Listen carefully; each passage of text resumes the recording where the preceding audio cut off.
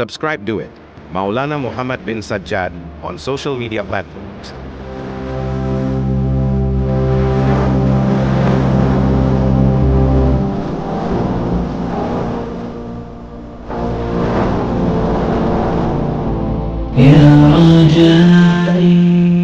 इमाम गज़ाली रहमतुल्लाह ने एक नक्शा इस दुनिया का बहुत ही बेहतरीन तरीके से खींचा है।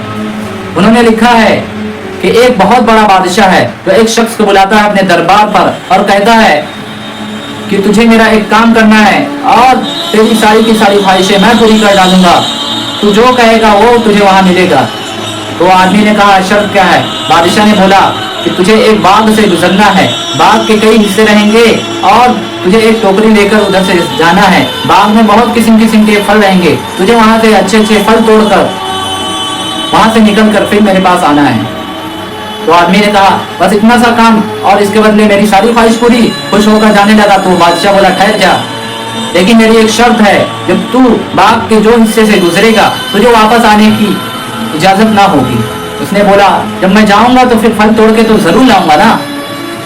खुशी खुशी जा रहा है और जब बाग में गया, बाग के पहले हिस्से में गया तो उसने देखा यहाँ पे तो बहुत हरियाली है, यहाँ पे तो बहुत अच्छे अच्छे किस्म के फल हैं और उसे बादशाह का हुक्म भी पता है। तो फिर वो बादशाह के हुक्म को नजरअंदाज करते हुए ये कह रहा है कि अभी तो आगे वक्त है, अभी आगे से तोड़ लूंगा।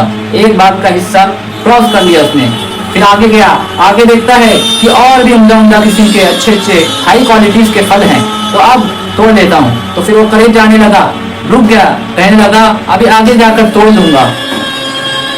फिर से ठहर गया, फिर आगे गया, फिर उसके बाद उसको और भी अच्छा नजारा मिलता है, वो कहने लगा अब आगे जाकर पक्का तोड़ लूंगा। तो जब आगे गया तो आगे जाकर बाग खत्म हो गया और पीछे जितना भी हिस्सा था वो उधर जाने की कोशिश करने की सोचा तो उसे बादशाह का हुक्म याद आ गया। उसकी एक शर्त थी कि बाग के जो हिस्से से मैं गुजरूंगा उसके बाद में पीछे आने की मुझे इजाजत नहीं होगी। तो फिर रोना शुरू कर दिया, खून के आंसू रोना शुरू कर दिया कि बादशाह ने मुझे इतना छोटा काम बोला था, मैं उसका इतना छोटा सा काम नहीं कर पाया। अफसोस कर रहा है, अफसोस कर रहा है, उसकी टोकरी खाली है, एक भी फल नहीं है। तो ये आखिरत के दिन की मिसाल दी है उन्होंने। जो बड़ा बादशाह था उससे मुराद है अल्लाह, और वो जो शख्स था वो हमारी और आपकी मिसाल है। जो टोकरी थी वो हमारे नामे अमाल है। अगर आज वक्त है तो अमल कर ले, तो एक दिन अगर गुजर गया तो वो दिन वापस कभी नहीं आएगा। एक बाग के हिस्से से जब वो आगे निकल गया तो उसे वापस आने की इजाजत ना थी। बाग के कई हिस्से थे, वो दिनों की मिसाल है कि जितने दिन हैं उतने दिन में अल्लाह को राजी करूं। आज उसकी टोकरी खाली है, क्यों? क्योंकि उसने अपने आप को धोखे में रखकर कि आगे से कर लूंगा, आगे से कर लूंगा।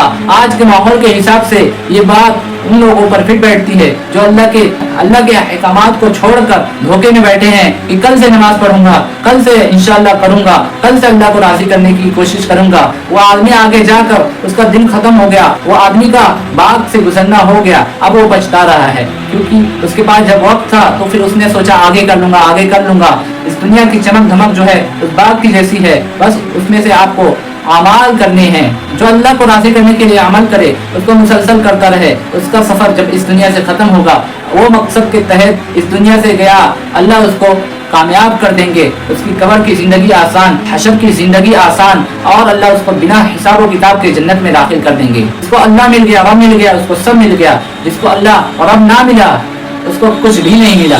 वजह वो ऐसा है कि वो फकीर है आखिरत के लिहाज से, वो भिखारी है जिसे अल्लाह ना मिला।